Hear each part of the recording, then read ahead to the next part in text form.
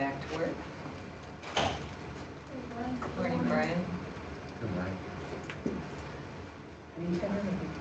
All right, I'd like to call to order the policy committee meeting, noting that all board members, Joan, Chris, myself are present, as well as Dr. Brown and part of the administration here. So thanks for making this great Monday morning after Memorial Day.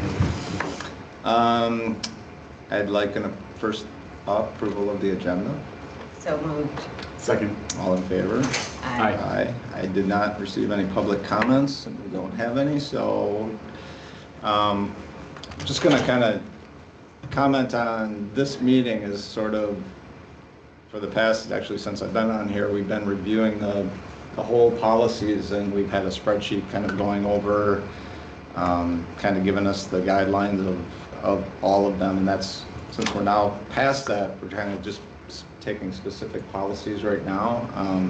So it's a little bit different. Not much to say about that other than that, and I think we'll jump right into it. First policy is a fund policy, and I think I'm going to turn right over to Steve to present that to us. Thank you, Ted. So Rebecca, if you could, yeah, thank you. So the purpose of reviewing this policy came out of the board retreats with, or workshops with Dr. Brown. And Chris, just for your information, one of the things that was talked about at those two board workshops was our general fund balance. Mm-hmm. As a district, the policy, if you want to look in like the middle part of that policy, the current statement is working towards maintaining, and then if you skip the yellow for a minute, you'll see 15% is what the policy has been for a number of years. Many years ago, this was many years ago, the EPI was recommending a 15% fund balance. It varies significantly by district. There are districts with way less than 10. There's districts that are like 25% and above. So there's not a right or wrong answer to this one. It's whatever you're comfortable with in your own community. We're below the 15%. I pulled up the annual meeting report that we shared with the community last August, and we were in the, what was it, like 11% range, Ellie? So we're in the 11% range right now. The board's budget committee came up with a goal at the end of this fiscal year to have a $0 balance to try to keep consistent with the fund balance. But as we talked about at that board workshop, we either have to start taking steps to getting back to 15%, which creates significant challenges in current year budget planning, or look at something like this, which introduces a range of 10% to 15%. The positive of the range is that this then means that our current dollar amount falls within the range. The range identifies a floor of 10%, so that would give us a target that we're always trying to work towards. Provides the upper end of 15% that we currently were at before. As we were going through our borrowing process for the referendum funds, the firm that was rating our debt was asking Allie and I what the board's intentions were in this. So this would provide clarity to anybody evaluating us from the outside that our range is 10 to 15%. This looks certainly more attractive to someone rating us than it's saying 15% and knowing we're at 11. So knowing that the policy's 10 to 15, then the rating agency can look where we're at and say, okay, you're in compliance with your board policy. So we either need to look at something like this or go in a different direction and stay at the 15, but then change our budgeting practices. So as a result of that workshop, the board had a consensus to make the change to be a range of 10 to 15% coming out of that evening. We wanted to wait for Ted's point of finishing the other policies on that spreadsheet, and then as soon as there was an opening, we brought this one forward. This policy that was coming out of that board workshop conversation. So at this point, Ted and Joan, you already heard the conversation on this at the workshop, but Chris, anything that you want to, feel free to ask. We'd be more than happy to talk about this one in more detail.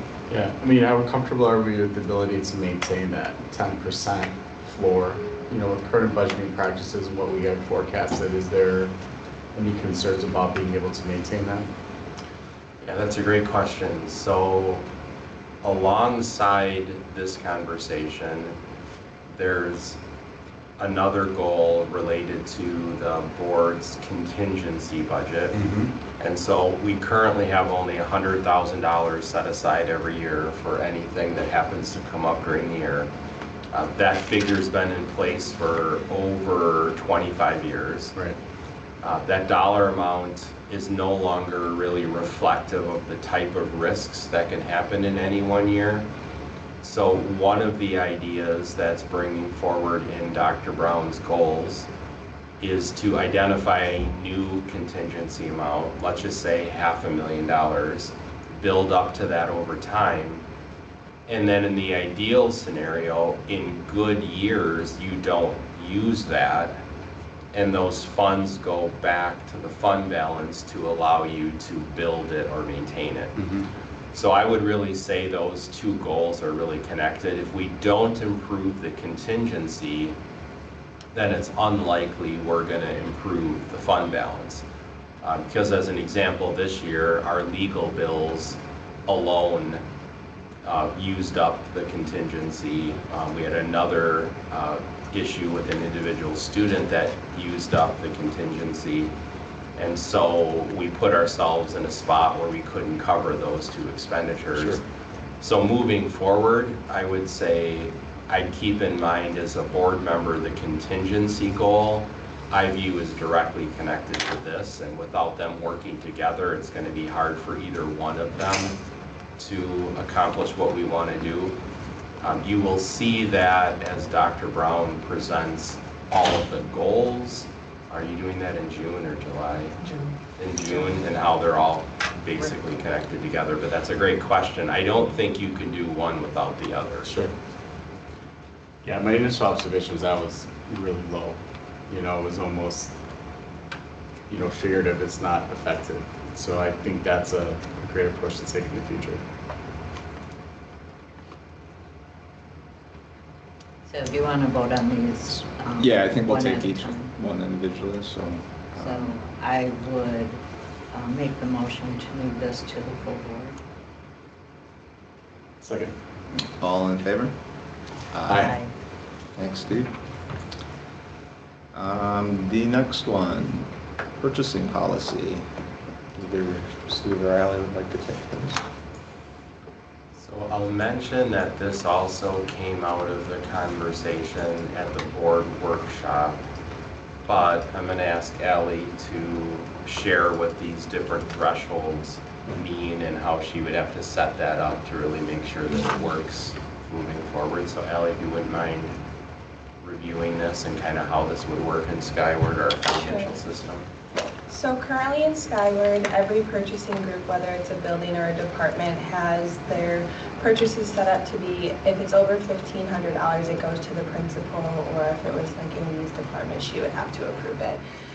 We would be looking to change it to anything under $1,000 wouldn't need an approval, but then if it was over $1,000 and up to $10,000, it would be approved by me. If it was over $10,000 but up to $15,000, it would require Steve's approval. And then if it was $15,000 up to $24,999, that would be Dr. Brown's approval. And then, as usual, anything over the $25,000 would be approved by the board. So we would just be changing the settings in Skyward to reflect what shows in the policy.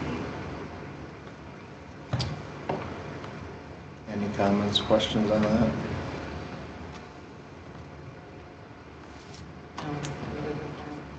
So there's the policy and the rule associated with it. I guess I'd take a motion. Yes. motion to approve and send to the board the policy and the rule about purchasing. Second. All in favor? Aye. Aye. Aye. Next up, open enrollment policy. Do we want to skip over this for the time being? For Tiffany to align? Yeah. Yeah. Let's just put a pause on this. We'll wait for Tiffany to get here and maybe present that, and we'll jump to student relations or staff-student relationship policy. With that, I see Brian stepped into the table here. Would like to speak to? So this policy currently exists. It's our acceptable use policy for staff. But if you go to the last page of it, the proposed addition is highlighted here.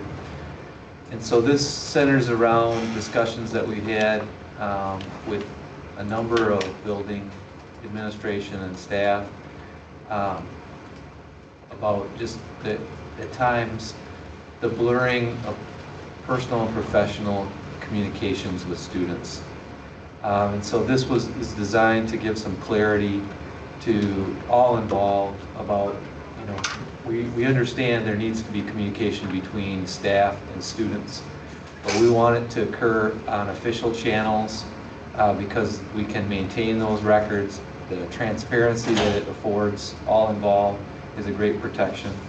And I think it helps us prevent issues or things that could become questionable from occurring.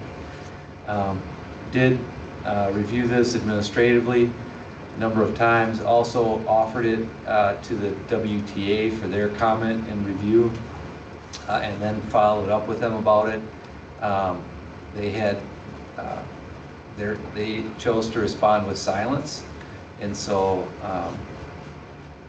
what that means is, I guess I can't, I don't know, but they had multiple opportunities, at least two, I particular asked them about this and got no communication back.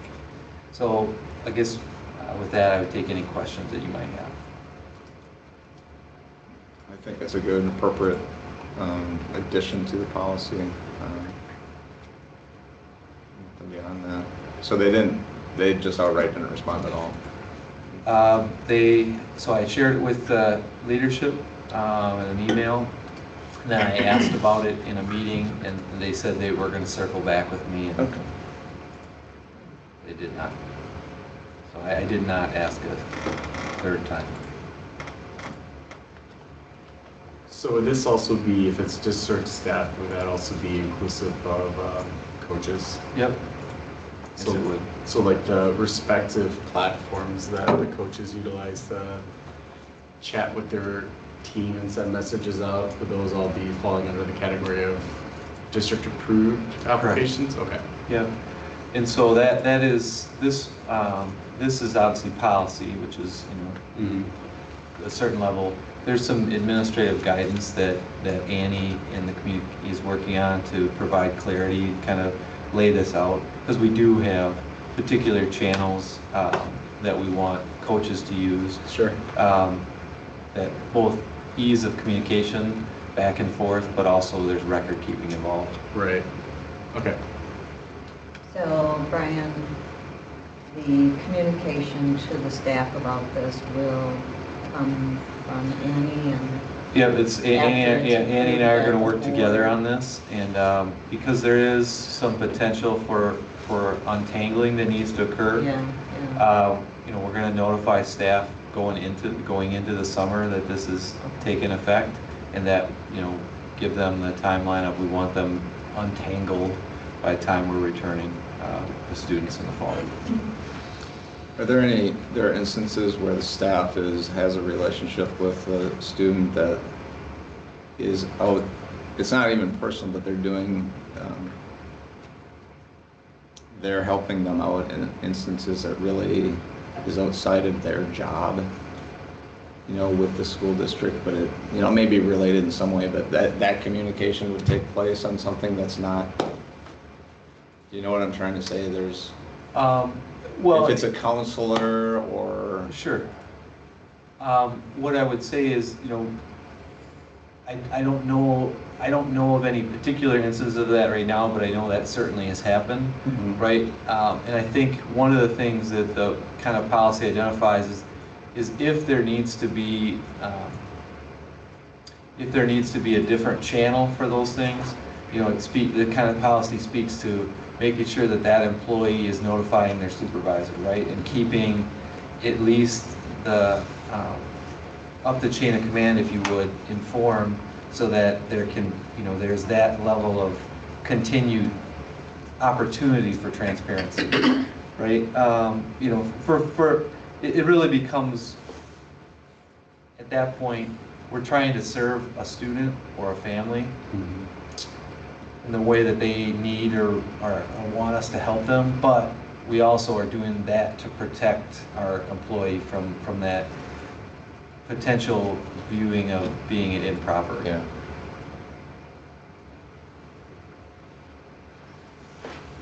Okay. I would, with that, if there's no other discussion, I'll take the motion. Motion to approve this relationship addition to our rules. Second. All in favor? Aye. And Tiffany, thank you, Brian. On to the next one, 3rd and 4th grade promotion retention policy. And I see Amy's present here, so I'll turn it over to Amy. Thanks. So this is a new policy that we're required to have in place by July 1st, to be implemented by September 1st, 2027. But we do need it on the books by July 1st this year. So this will look similar to when we were looking at all of our policies on the spreadsheet, because it is the PRG sample. They provided us 3 samples, kind of small, medium, large. I felt like policy 2, kind of the medium size policy, was the best fit for us. It provided enough level of detail, more detail than the first one, but not quite as much as that 3rd one. You can see just a few edits going along, as in other PRGs, they ask you to insert the staff member who would be responsible, things like that. And then in the Act 20 legislation, they do have 5 like good cause reasons, exceptions for promotion or retention, and so those were only in sample 3. So those were the ones that you can see with the asterisks that I kind of Frankensteined this policy to put those in. So that's the main addition to sample policy 2.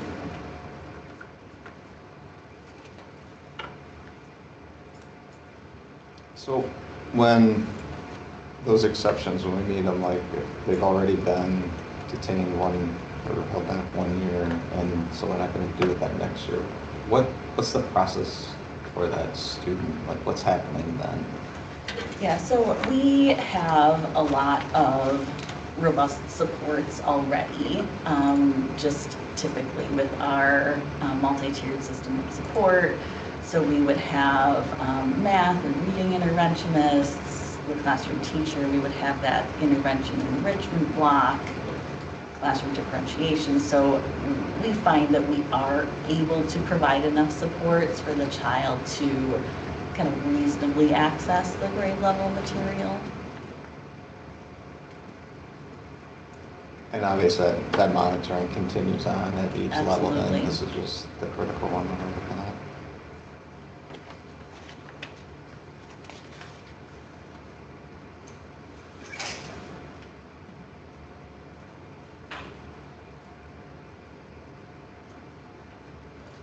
And so this is a new, being a new requirement, has there been something this definite in place before at all, you know, in terms of what they've laid out here? I mean, we have our own promotion and Yeah. retention policy that I cross-referenced Yeah. here, but that is not quite as detailed as this, but we do, it ends up being pretty similar to what we would do. So we always look at all students' assessment data multiple times a year. They had in this policy, looking at the third assessment point of the year, I'd move that to the second because that aligns with our current policy with the January timeline. Just because that gives us more time to really provide those interventions and communicate with families. But otherwise, a lot of what's in the policy is pretty similar to our practice. Do you foresee any, not problems, any challenges with this happening though? I mean, being presented or put in place, any challenge with the first year using it? Yeah, I mean, we've been learning a lot about the requirements of Act 20, and I think our teachers really have a good understanding of kind of the expectations and what we need to get students to that proficient level. As soon as we get the forward results, which is going to be sometime this week, we'll have a really good understanding of what the skills are that a student needs to have in order to be proficient on that kind of revised third grade reading test. And so I am confident that we are going to be able to provide those supports for our students.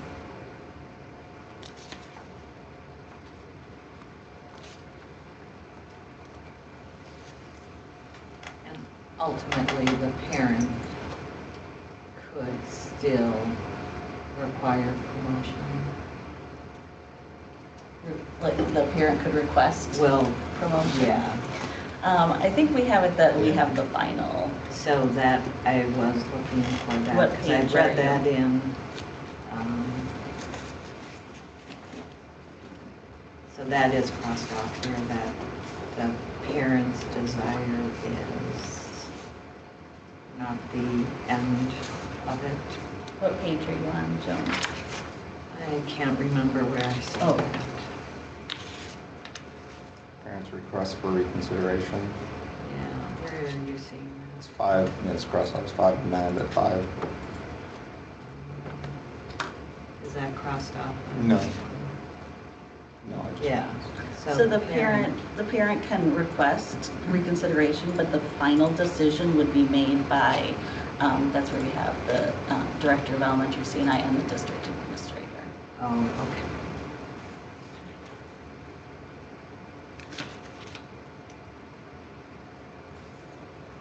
So this is more of a question for Joan and Ted, but with the policy that's a little bit more in-depth and in detail, in lieu of just approving it to be sent to the board for voting and approval, Joan, to your point earlier, would this be one where we would want to have the board have the ability to read it, review it, come back with any questions in lieu of us just approving it for? It's a great point. And it would be one that, Except, what did Amy say at the beginning? It has to be on our books by Right. July 1. Right, I know that's right. I hadn't So- been anticipating a second reading, so I apologize because we No. haven't been. And we haven't been doing a second reading, but this is, I was surprised to know this was coming, and I actually, get those WASB, and in one of their more recent ones, it was describing this, and I think I mentioned to Dr. Brown at a meeting, I said, I haven't heard about this yet. So it is a lot. yeah. I think one of the things we can do is encourage the other four to review the recording. And that, I think, would be really important, like maybe in your message at the Right. end of this week, let people know that this is kind of a time-sensitive approval.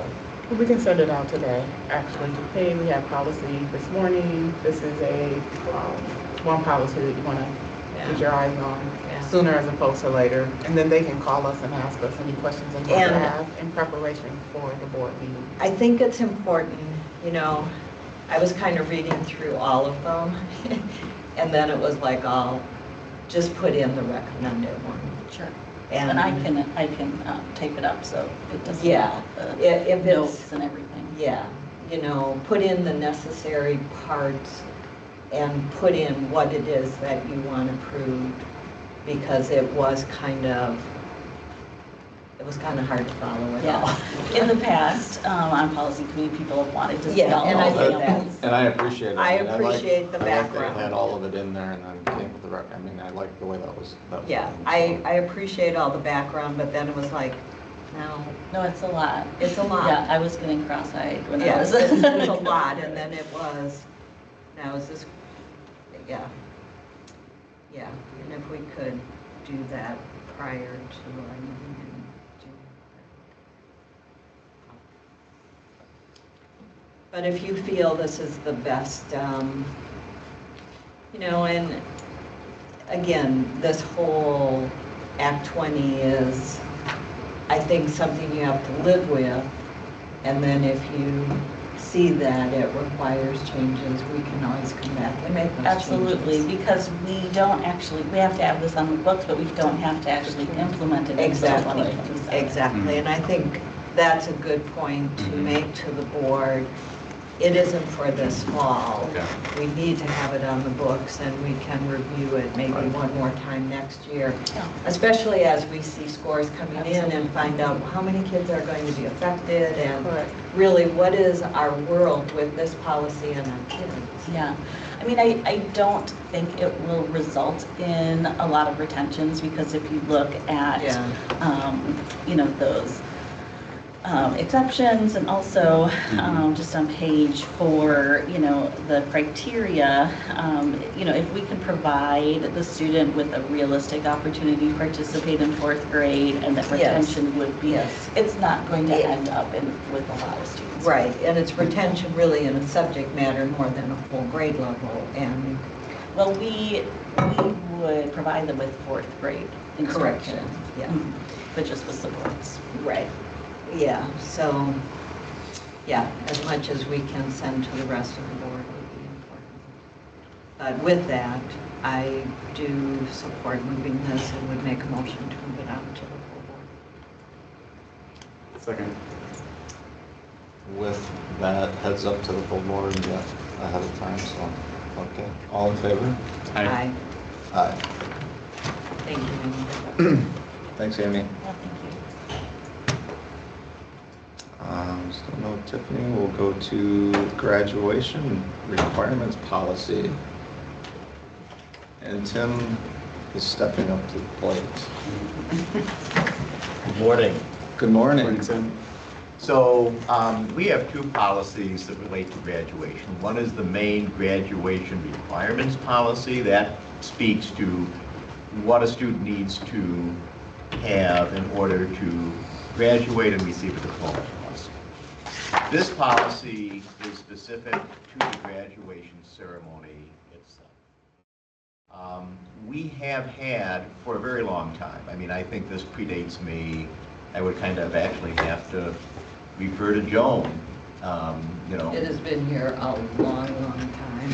Yeah, it's been here a very long time, and, you know, if we were to go back a generation, you would see that most high schools in Wisconsin had this type of provision in their participation policy. Some still do, but many do not. And as we've had some conversations about it this year, you know, our position is that if a student has achieved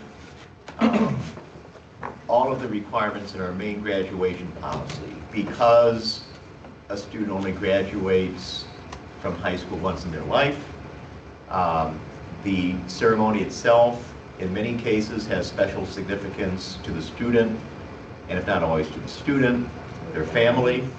And, you know, as a result, we feel that the attendance provision, if the students achieve the other requirements, really shouldn't be a bar to participation. Now, I will say this, you know, we are trying to address attendance. You know, this is a piece that's in our toolbox. We recommend that you adopt this, but that it take effect a year from now. So next year that this would not be in effect, but for 26, 27, partly because, you know, ultimately this isn't official until it's approved by the full board. We would be if you move this out of committee, this would be coming to the full board at your regular meeting in June at the same time as the handbook, which has kind of the operational language. So we don't want to have handbook language that assumes a positive action by the board, even though that's what we're hoping for. The other thing is we do want to give the high school a little bit of space to think about what other strategies we can implement to help support attendance when we're taking this off. This is an imperfect tool, but we'd like to come up with some other options to kind of reinforce attendance in the senior year. Let me just add to that as well, too. In addition to focusing on the senior year for the students, the thought in terms of the strategies that will be employed will be to start with the kids in their freshman year to help them understand how important attendance is moving forward. So by the time they get to their senior year, we have instilled in them, in our students, the importance of attendance. Sure. The other piece I'd like to add is we, in our principal PLC this year, we have, as the board, as Ted and Joan knows from the board workshop, we started looking at chronic absenteeism data, or which certainly impacts attendance. And as a result of our professional learning community with the principals this year, that was our strand. Our theme was to focus on attendance and begin to look at strategies that we could start back in January to start increasing our student attendance. And some of the data that we've collected over the last 4 months demonstrates, because we've provided that level of intentionality around attendance, we actually are seeing, we're seeing our chronic absenteeism rate go down in our schools. So again, the notion of what gets measured matters, right? And what you're intentional about, you really can impact. So we will continue to work on looking at those strategies for the 25-26 school year, and look at it for 12 months, which will give us the year to work with the high school to consider what those strategies may need to be to encourage our kids to come to school every day in their freshman year, and even before that, right? Even before their freshman year. But the thought is take a more of a restorative practices approach with our students in their more formative years, and encourage them to come to school every day. I have to agree with you. If they've met the graduation requirements, it is a once-in-a-lifetime event. And I'm sure this policy dates back to they wanted something for seniors who were 18 because they weren't part of the compulsory attendance, and I'm sure it's all tied up into that law that you can't really file truancy on them after 18. This policy has been there, I mean, throughout my teaching career, probably when I was a student there. I mean, it has been there for a long, long time. And so many kids have, you know, their careers, their apprenticeships, you know, they're out in and out, and it just has to be a logistic nightmare to keep track of who can and who can't. Right. And I mean, I do support taking this out of policy, but encouraging attendance in other ways. Ted, you were going to say something. No, in my head it's just so removing a bar that, you know, it kind of, I get it. Can you elaborate maybe on some of the ways that you are specifically doing it at the professional level, and to encourage, like, what are some of the strategies maybe you are going to be implementing or are implementing more specifically? So, I mean, for the high school in particular, we have a school-level task force that is being headed up by Deanne Lensert, one of our fine associate principals. They're looking at different pieces. One thing you're going to see a lot, one thing Chris will notice as a parent next year of a high school student is there'll be a lot more communication proactively around attendance. We have a lot of language and policy and in the handbook around attendance, but our kind of proactive communication around attendance hasn't been as extensive as we want it to be. So you're going to see a lot more proactive. I think, you know, I know Deanne's group has surveyed, has done some outreach with students, I think even with parents, but I'm not 100% sure on that, just around what would help kind of reinforce attendance. So I think it's going to be a mixture of, you know, follow-up, although we do a lot of follow-up with attendance. I think there's going to be some consideration of what are some positive incentives, you know. But I can't really speak to what specifically they're going to do because it's a school level committee, but I know they're working on it.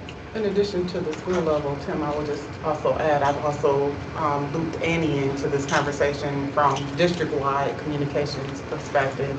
And she and I are working together to set a goal around the number of times that she will communicate as our communications director district-wide to all of our families to stress the importance of attendance. And so that constant communication or consistently throughout the school year is one strategy we definitely will employ to help our parents and families understand when our students aren't in school, how it truly does impact our students instructionally, but it also impacts our teachers from the standpoint of when a student is not present, not in the classroom, it does create more work for our staff members or for our teachers in the classroom, regardless to student being, well, we love for all of them to be here, but when they're not, our teachers are still preparing to bring our students up to speed in terms of what they've missed.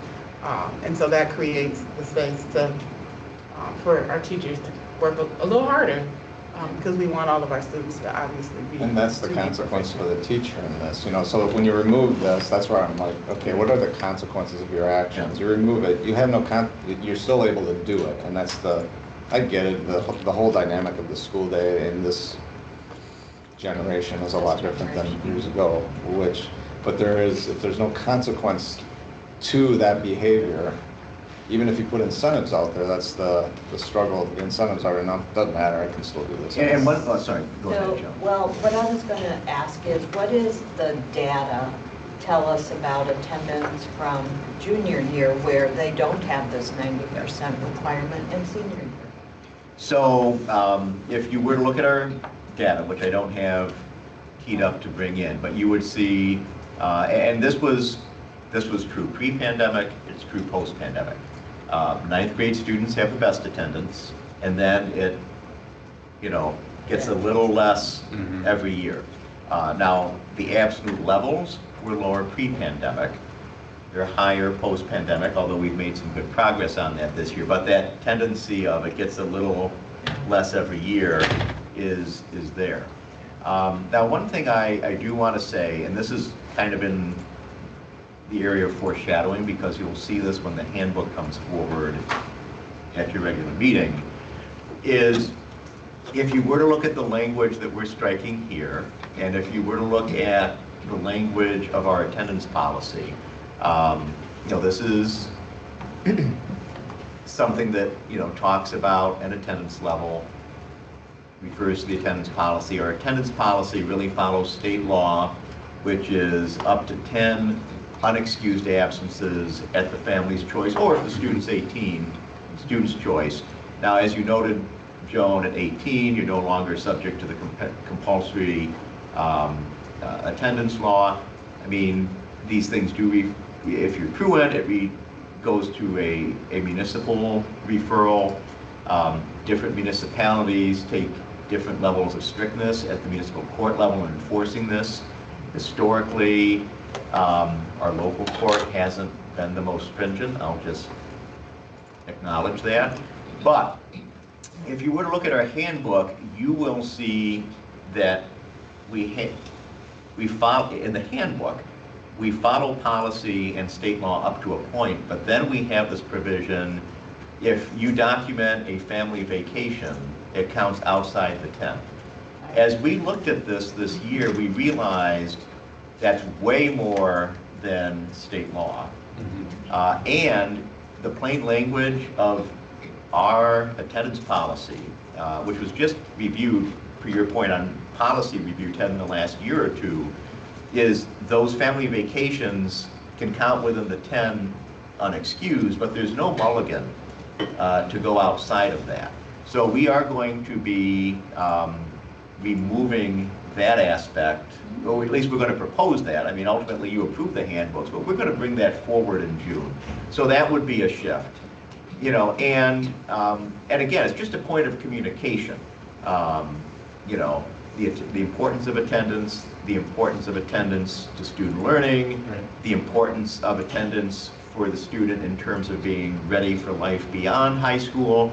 And really, to Dr. Brown's point, when you think about everything teachers do to try to help students be successful if they've missed time, it's one thing if you have 1 or 2 students to do it with per section. If you've got 3 or 4, it just kind of grows. So we really are trying to tackle this comprehensively. So you're going to see that language in the proposed handbook that comes forward in June. I want to add one comment about parents of children with disabilities when it comes to this. This is the first call I get from probably a quarter of seniors, parents of students with disabilities that have medical conditions, that have significant mental health conditions, that have like this. It's a frustration for parents, like working with medical providers, look, you know, doing all of these things, and now you're going to tell me my child can't, you know, and do I need a medical note every single time they're gone? Like, can I get a blanket? Can I, you know, like, it's a lot, and I am in full support of deleting this part of the policy. I think it brings undue stress, and I don't think it's a motivator for kids. Not today's child. Right. No. And so, Consequences don't always change behavior, so.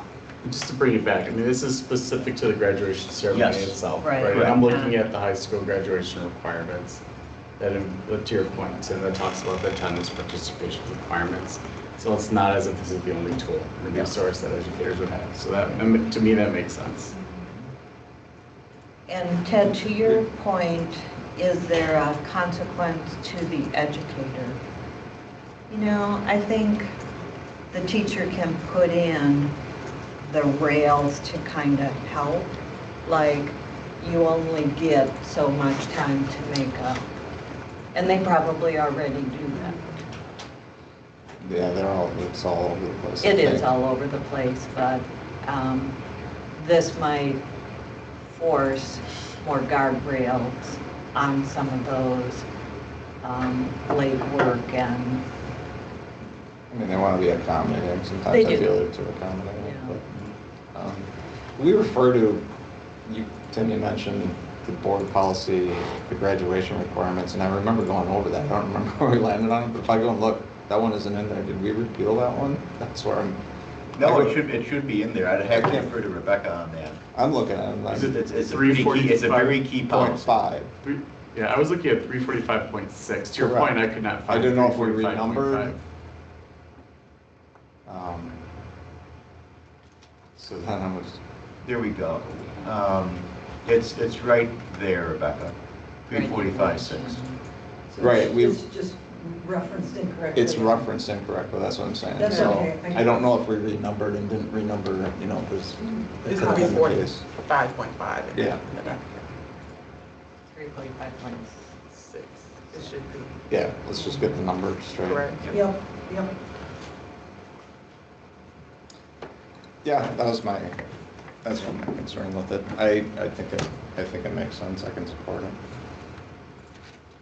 Okay, I would make a recommendation to move this change in graduation requirement to the full board. Second. All in favor? Aye. And now we will, Tiffany's here, welcome. Did you take the kids? Yeah. Car open? No, he was an intermediate school student, so I Thank you, couldn't get him there Tim. before Yeah. 7:45 I'll be this back. morning. He's got a story for me every time I pick him up. So we are now going to go back to the open enrollment policy. And Tiffany, would you like to speak to that?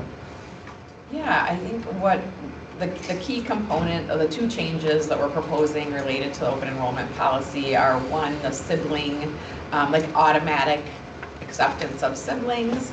And also, I believe the other part is when students are in the district and move out, like not giving a guarantee, not giving a preference, but not giving a guarantee. And I think that the pattern that I've seen over the last 4 years is that parents understand this policy, and specifically when it comes to children with disabilities, they enroll their child that does not have a disability for the first year, so that their child with a disability is automatically accepted the following year, despite the fact that we don't have space in that grade or program that's already been, you know, we always have to do our space allocation in January. So essentially the auto admit overrides all of those space issues. And for every year that I've been here, there's been a student with a significant needs, like one-to-one para support, you know, those types of things. And it's becoming clear to me that it's very planned, like this is what we're gonna do to get around the policy of not being able to, because if they both apply at the same time, like all the siblings apply at the same time and there's no space for the student with special needs, then they're denied. But then if they wait a year, then they can automatically. We still want to give preference to siblings though, like if we have a, I don't know, a lottery or whatever it might be, like the sibling would get a bigger priority. But if we really don't have space in that grade or program in terms of special education, I think we need to be able to have the ability to deny that application. So. Absolutely, that makes sense. I could add a couple comments to this about, first of all, the process. So why we're bringing this now is this conversation is really important to a segment of parents who potentially are already planning to like move out of the district, who know what this policy says. So what I mean by that is, let's just say hypothetically this summer you sell your Waunakee house and you're gonna move to Lodi. You know this policy says your kids can stay here no matter what. So if we're gonna go in this direction, we have to communicate this as soon as possible, as wide as possible, to make sure existing Waunakee families would know this is no longer an automatic, because you're really talking about several decades of history here with how we've treated this situation. So I just want to be really careful that while state law lets us wait until December to do this, you only have to do this 1 month prior to the board's decision in January about how many spaces are available. We're putting this in front of you now because we think it's critical to let families know well in advance. I mean, because this isn't for this fall, it's the following fall. But people really do plan things out, like selling a home and building a home somewhere else. I mean, the examples that we've had is families deciding to like buy or build a lake property on Lake Wisconsin. Maybe their kids are in high school and they know this is there, so they're comfortable with like selling their Waunakee house and moving. So we just need to tell people, like, if we're gonna change this, that we're changing this so that they don't do that anymore. So just understand that. The second thing is, in Wisconsin state law, there's 3 different statuses, so to speak, for siblings and resident students who move out.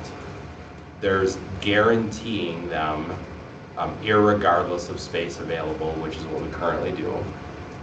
So as Tiffany indicated, parents can learn this policy. Another great example is because most 4K kids are accepted, right? You can open enroll a 4K student, and if you have a 3rd grade student with significant needs, plan it out, and the following year they're automatically approved.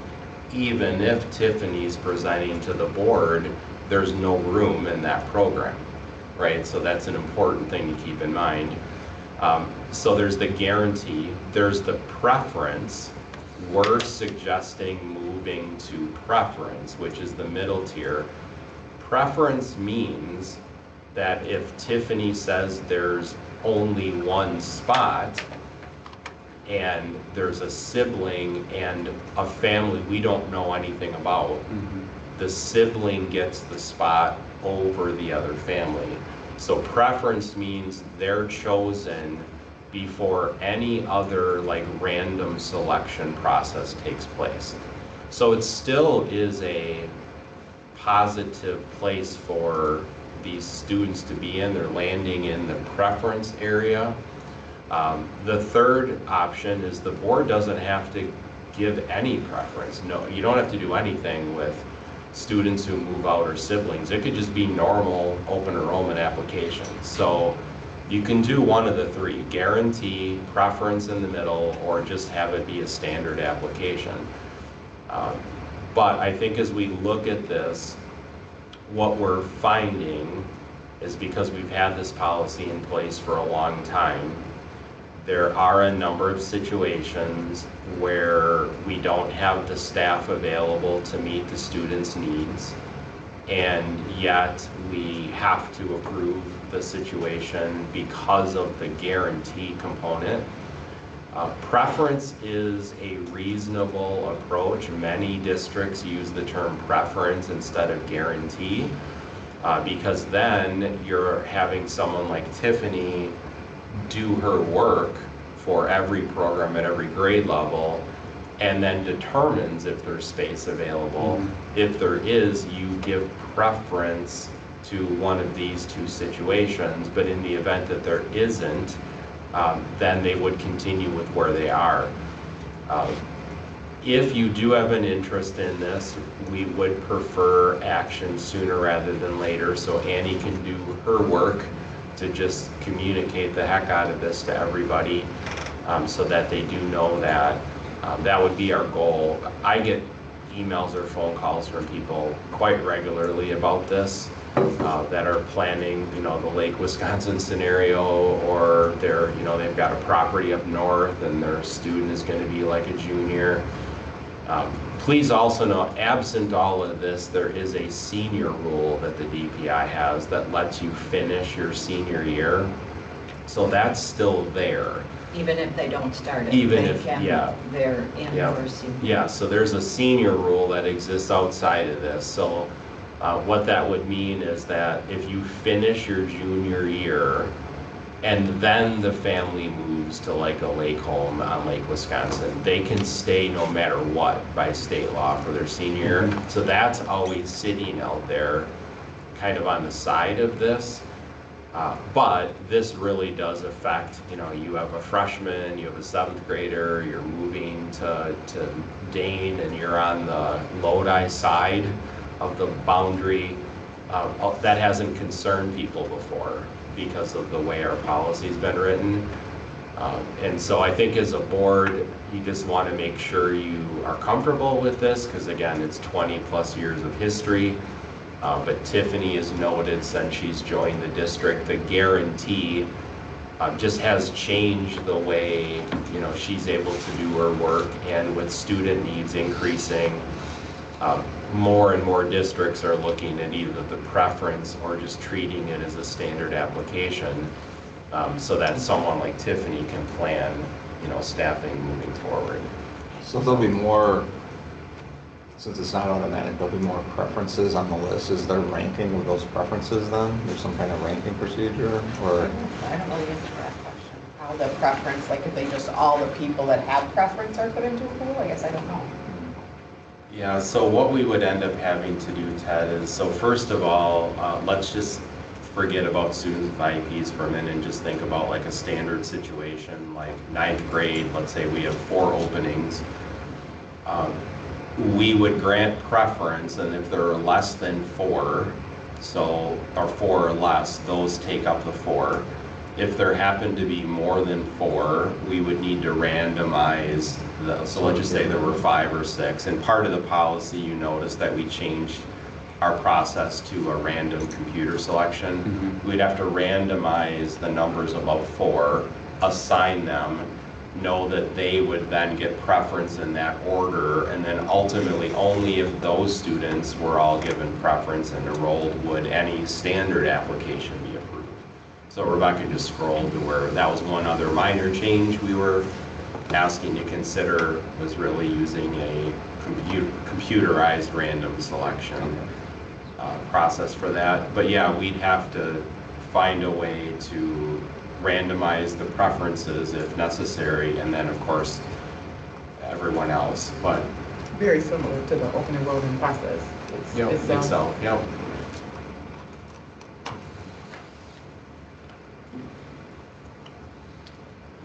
I think it's a good change. Yeah.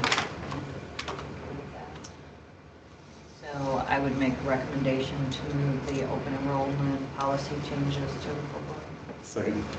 All in favor? Aye. That takes us through all of them, I believe. No, there's Copyright. one. Copyright. Copyright. I was incorrect. Tim is back. I am back.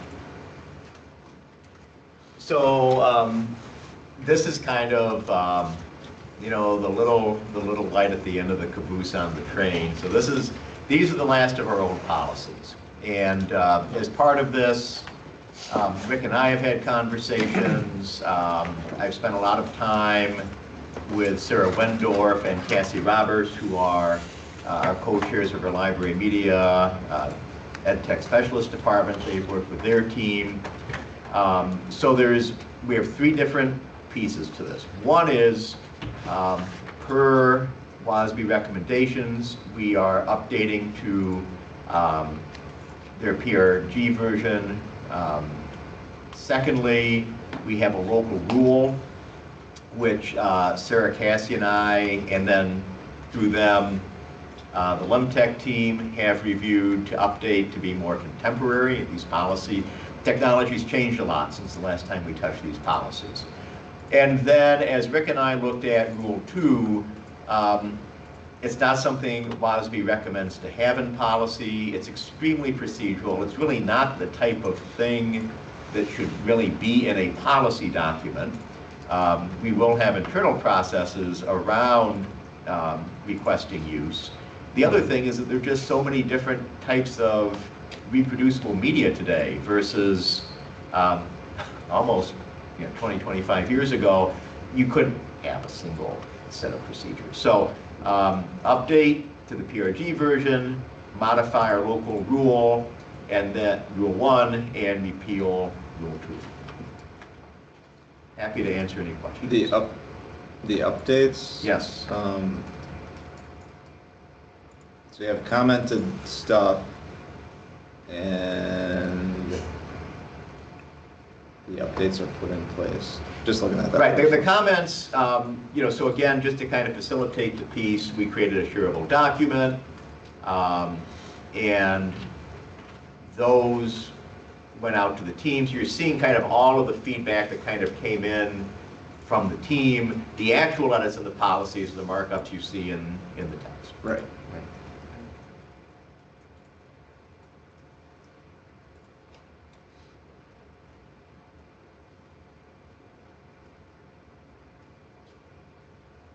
I do not have any questions. It's an interesting landscape to navigate nowadays with how accessible it is, right? Yes. I mean, streaming wasn't even a thing the last time we touched this, and that's really transformed a lot of the media landscape. So if there's no discussions, I take a motion to approve the recommendations. Yes, I would make a motion to move this copyright policy to the full board. Second. All in favor? Aye. Aye. Thank you. Thank you. Thank you. All right, now I think we're to the future meetings, which we will We'll do at the probably board. do at the board. Exactly. And I'll take a motion to adjourn. Motion to adjourn. Second. All in favor? Aye. Wow, Ted. It's 8:30, Mark, look at that. 8:29. Nicely done.